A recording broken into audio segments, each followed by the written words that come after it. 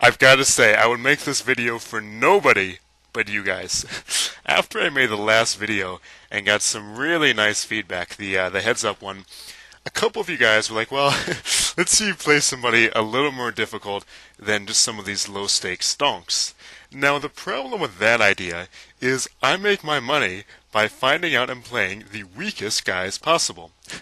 But I'm so into this video stuff and you guys that I actually sought out a winning high stakes player and challenged him to a heads-up match. Well, I sat down at the same table with him. It's not like I sent him a letter, but so here we go. This is the match that follows, and let's try to think a lot about how we're going to come up with a read on this guy, and then how we're going to exploit this read, and we're going to want to try to do that as early in the match as possible.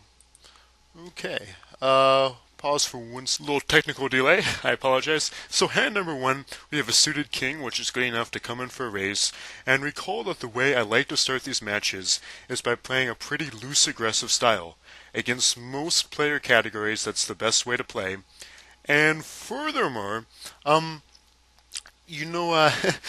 king is a strong hand, so you can raise that even if you're playing a tight aggressive style.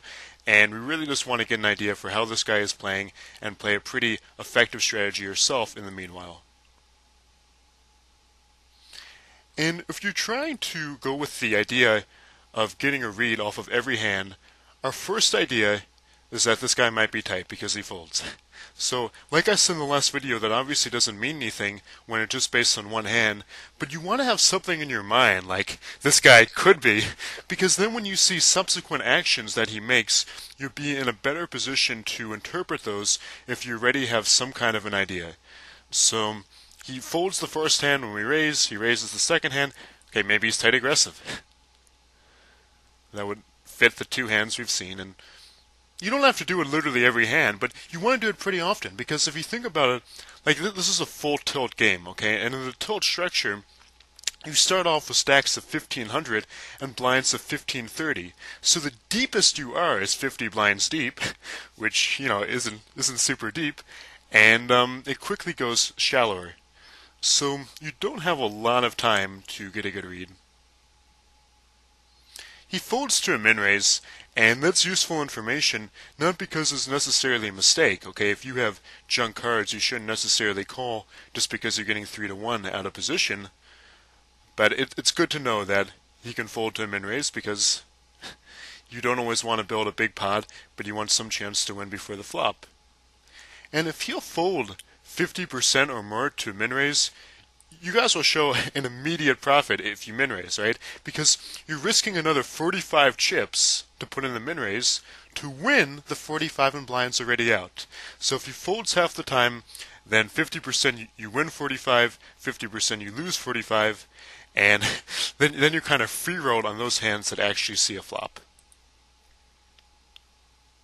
So Queen Jack is a stronger hand. I'll vary my pre-flop raises a little. So far this guy has still been tight aggressive. That is our preliminary hypothesis. And now he raises with the 3 blinds, and we've got ace-jack. Normally I would 3-bet, but I like to have a line, a bit of a better line on the guy before a 3-bet. So I decided to see a flop, and the only big mistake here, of course, is folding. 3-betting is normally the better play. And at this point I decide to lead out, and I can't call a bet, so if I check, he's almost certainly going to bet. There's no way I'm going to check raise. And the reason I'm not going to check raise is because let's say I check, he makes a standard bet of 120, and then what? I bet 300 as a bluff? There's no way I'm going to commit a bunch of chips to a bluff this early in the hand. So my two options here are to check fold or to lead out. And I go ahead with the lead out, he raises me and I fold. But there is one benefit to this hand, which is that now he's going to think, presumably, and one thing is that I've shark scoped this guy, and he's a winning player, so if he's thinking at all, then he'll interpret my unexpected leadouts after I call a preflop raise as weakness. So maybe we can exploit that later in the match. And that's something good to keep in mind. You want to think about your image. So if you're playing a winning player, understand that not only should you guys be keeping tabs on this guy, but he'll be doing the same thing to you. Okay, he's not just gonna sit around blindly, no matter what you do. He's gonna be thinking, well, and maybe even in basic terms. Okay, maybe he's not gonna be putting up a bunch of really complex player notes, but he's gonna have some idea of like whether you lose tight, passive aggressive, three betting wildly, all that kind of stuff. So this is a pretty standard sequence. You make a small pre-flop raise, and then steep at the flop. And any flop that goes two lower cards and a king is a great one to fire at, because it's going to be hard for him to call without the king. Okay, you're being very consistent, representing a hand that, a lot of times you raise pre-flop with a king has fallen, so very good time to fire. Really, the only time you shouldn't fire is when you've got three maybe low-suited cards and you're up against a tricky opponent. But if you're unsure, it's usually best, after raising pre-flop and getting checked here, just to bet. And at this point in the match, we really feel that our opponent is tight aggressive. Just about any time we've raised our button, maybe every time he's folded. I believe this is the first time he's called a button raise. Here we're betting for value with second pair. And when it's his button, he's either folding or raising. He's doing just about no calling. So after 11 hands, we don't know for sure, of course, but we really think that he's probably tight aggressive. In this hand, doing anything but folding is a big mistake. Queen 8, to put it bluntly, is kind of a shit hand. So, I mean, if you hit the queen, if you hit the 8, it's not that great. The straight potential is weak. No flush potential. You'd rather even play hands like 5-6 suited than really weak high card hands like Queen 8.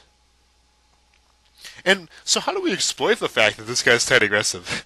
I mean, knowing he is only takes us so far, right? Well, the idea is that, okay, here you could also 3-bet, and he hasn't min-raised once, so I don't quite know what that means, and I'm playing it a little cautious, but you could absolutely 3-bet there. And this isn't a good flop to lead at, not only because he's already seen us make a weak lead, but also because, what are we representing here? An ace is hit, guys will often raise with an ace, and so he could easily have hit, and he's certainly not going to believe us.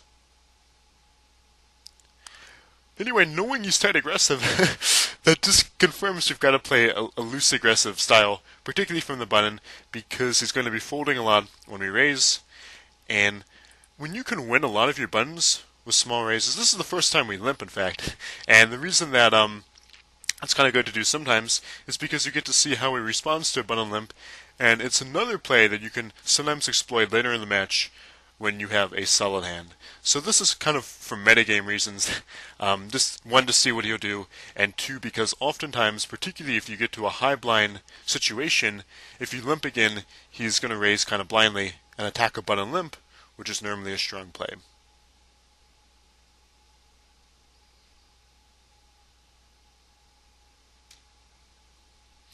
And if you win a lot of your buttons by raising, and he's folding a lot of his, the chips kind of flow toward you.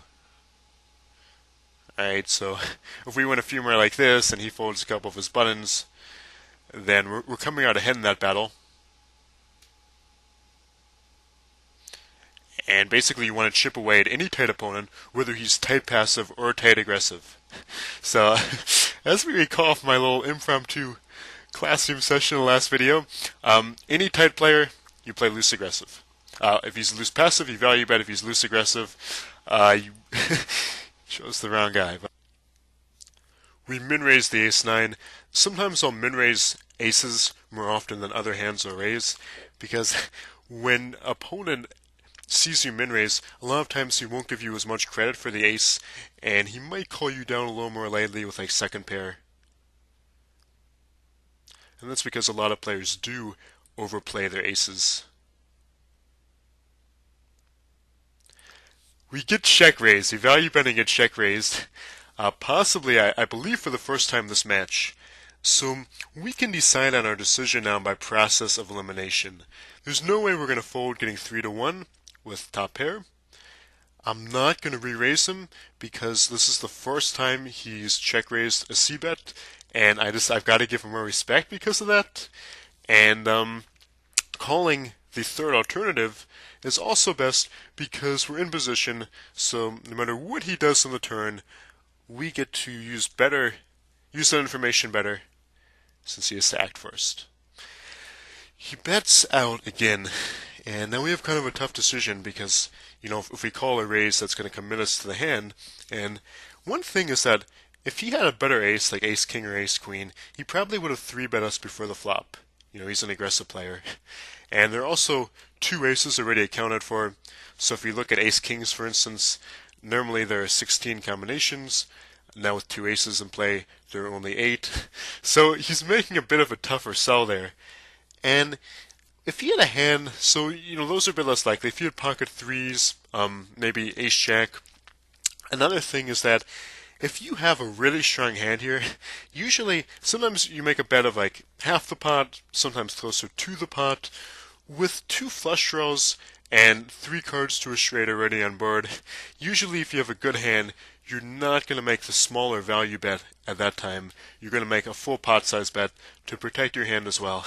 And I think this guy who's a winning player would know that. So because they have a strong hand, and he's just trying to sell these pretty tough things to believe, given how the hand's gone down so far, and what we know about the hand combinations, I'm gonna commit to this hand, and hope to either get a fold or maybe a call with a hand like Jack King or something like that, if he perceives us as being really loose aggressive. So what happens here? Now you guys, you might have different ideas, and you might be thinking, well, I'll bet he has ace king, I'll bet he's on a busted draw, I'll bet he's got a set of 3s, but he shows down with king 5 suited. I mean, that's pretty rough, right? King 5 suited, not even suited on one of the suits on board. So, don't get me wrong, I'm always pleased to win, but it's just a really random thing here, kind of. So, I think what that shows is that even normally pretty good players can go on tilt and make moves that you won't expect. So, when they're doing something that's kind of inconsistent, and you have a strong hand, there's a lot of money already on the table, that's a time when you usually kind of have to trust what your gut's telling you and just sort of go with it. And in that case, it worked out quite well, obviously. So then what happened was this guy had the hubris to challenge us again. Okay, so this is full tilt. It's got the rematch feature, and we were obviously all about that. This is how we make our cheese with these guys on some sort of tilt. So what comes next is the rematch.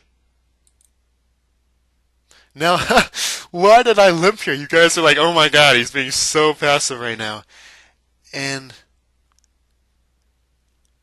okay, we're going to pull up the next match. So here we are, me versus the universe, whatever. Round number 2.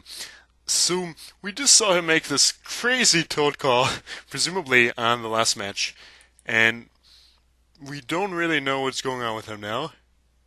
So in hand number 1, he elects to open shove for 50 blinds. What do we conclude about this guy? Answer! That he's a mega tilt. So this really kind of confirms our idea. And now we're going to have to basically be prepared to go a lot farther with some marginal hands. And if he is really on this mega tilt, then it's going to be kind of like playing against a maniac, where you really have to assess whether your hand is likely to be best against a fairly random hand, and if so, be willing to play a much bigger pile with it than you'd be comfortable playing against a typical tight opponent, or at least not a maniac.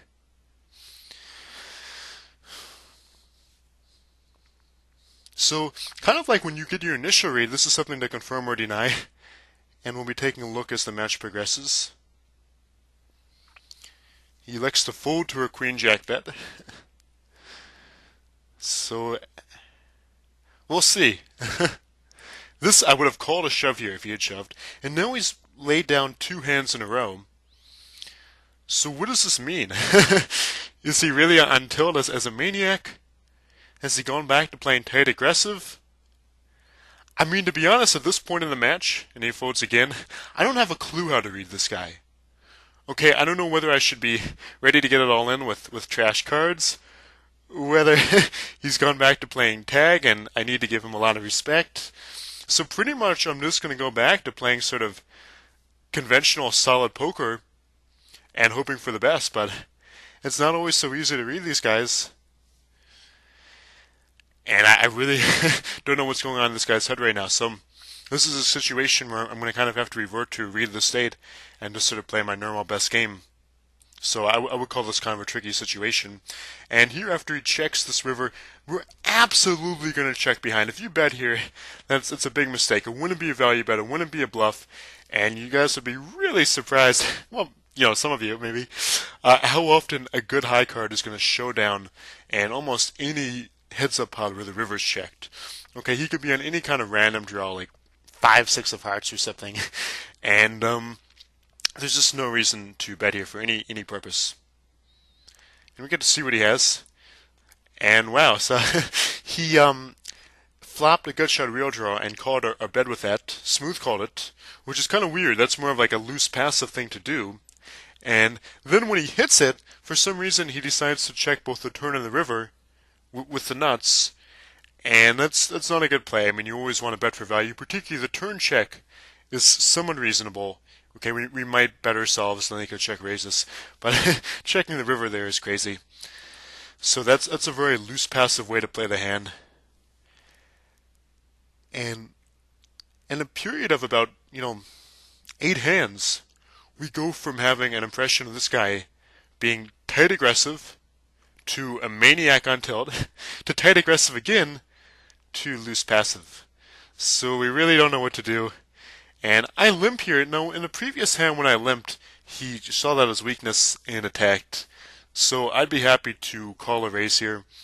And if not, I'll just try to play good poker. So normally you definitely want to raise that. And after he checks, you've got two choices. You can either semi-bluff your draw, or you can check behind and take a free card to hit your draw. And when you do that, as I kind of randomly like to do here, which is fine, if he checks again, you definitely want to bet the turn, because now he's shown weakness, and you're only around 18% to hit your draw, rather than a bit over a third, as you were at the flop.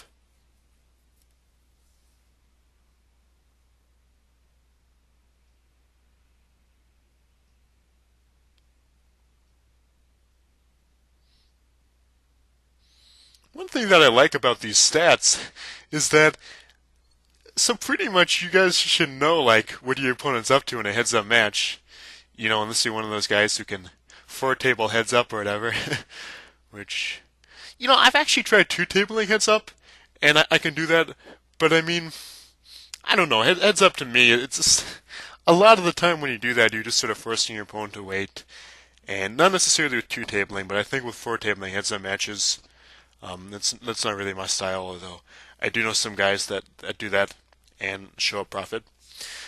The stats, though, even if you're 1-tabling, the reason that they're kind of useful in heads up, even though you're pretty much monitoring what your one opponent is doing, is to confirm reads. So for most of this match, we've seen our opponent as being tight aggressive, and the fact that he's playing under half of the hands in a heads up match, and doing most of them with a raise, being really aggressive after the flop confirms that idea.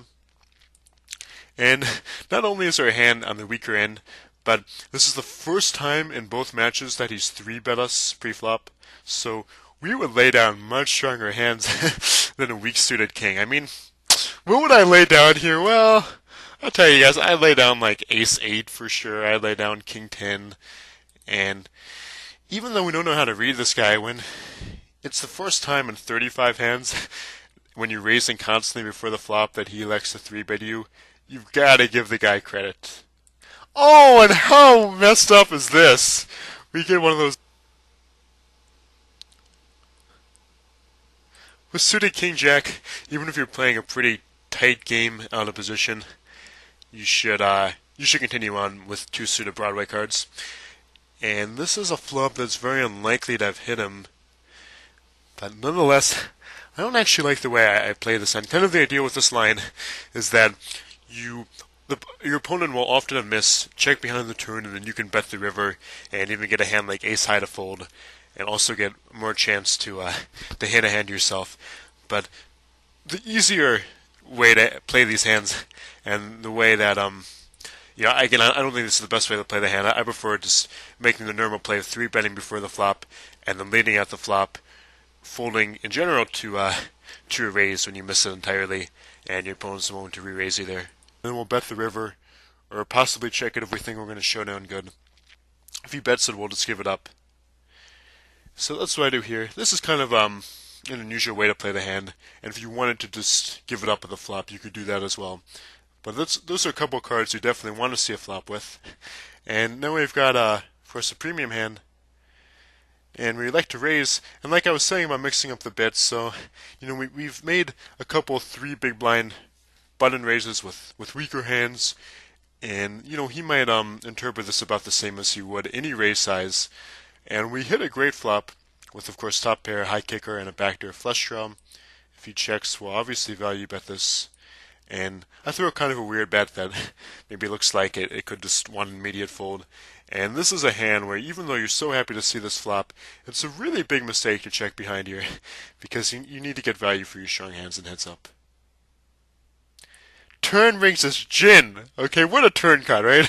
So now we have top 2 pair with the nut flush redraw. If he checks, we definitely value bet. How do we interpret his flop call? So pre-flop, he calls a 3 big blind raise, which he hasn't been doing much at all. And that is consistent with, a good starting hand, but not necessarily a premium one because he didn't 3-bet us. And then he smooth calls the flop too.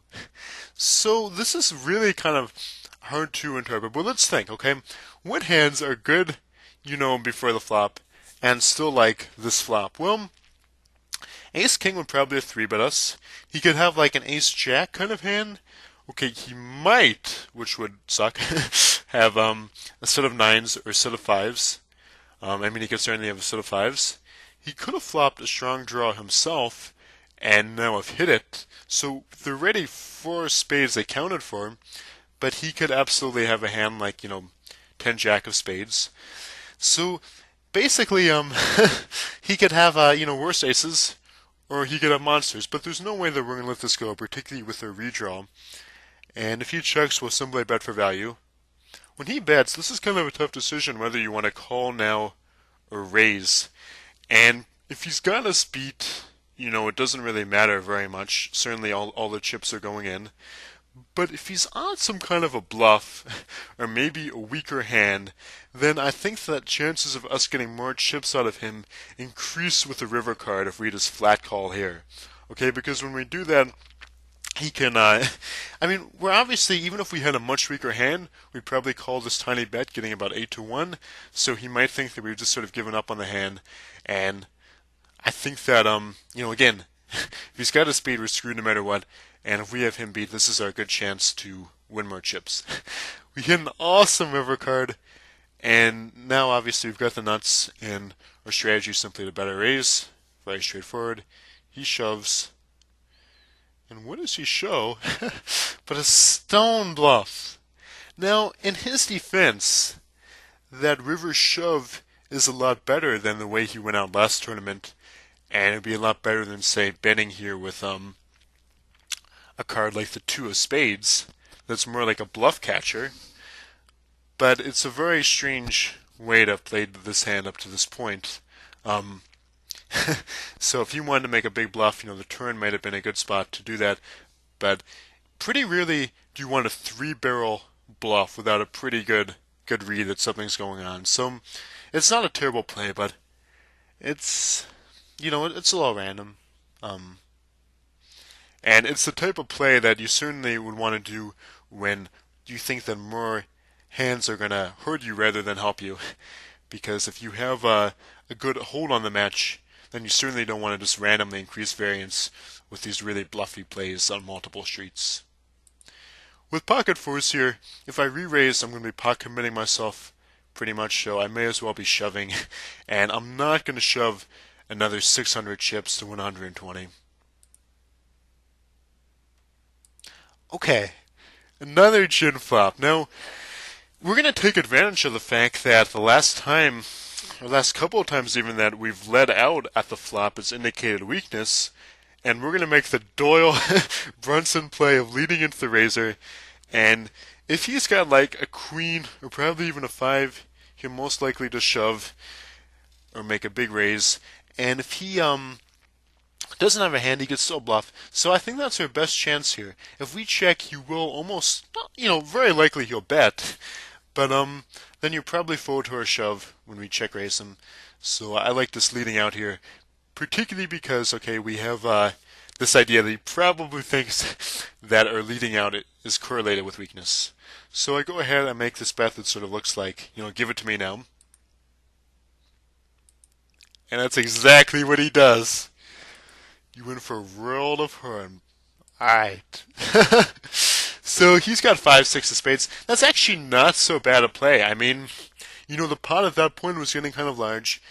And he's got a second pair, which is a strong hand, and heads up. He does have the read that our leads, unexpected leadouts likely indicate weakness. So this really isn't so bad a play on his part.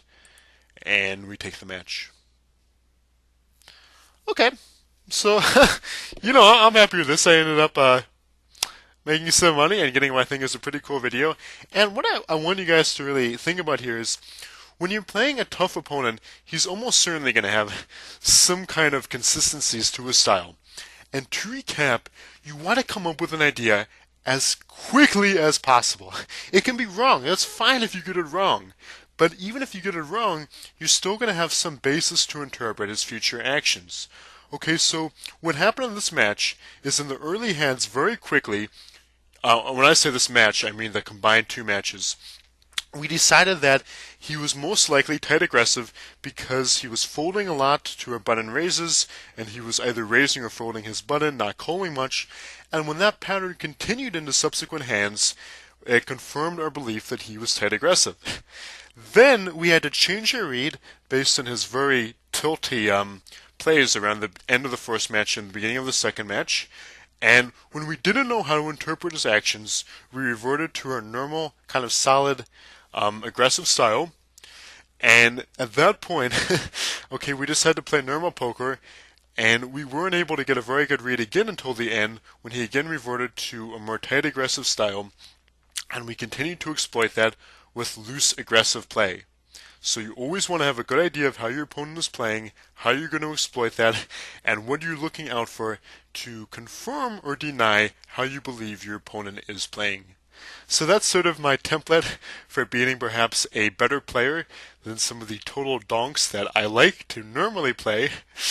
And this is Collin Moshman. I hope you guys absolutely smash your own competition.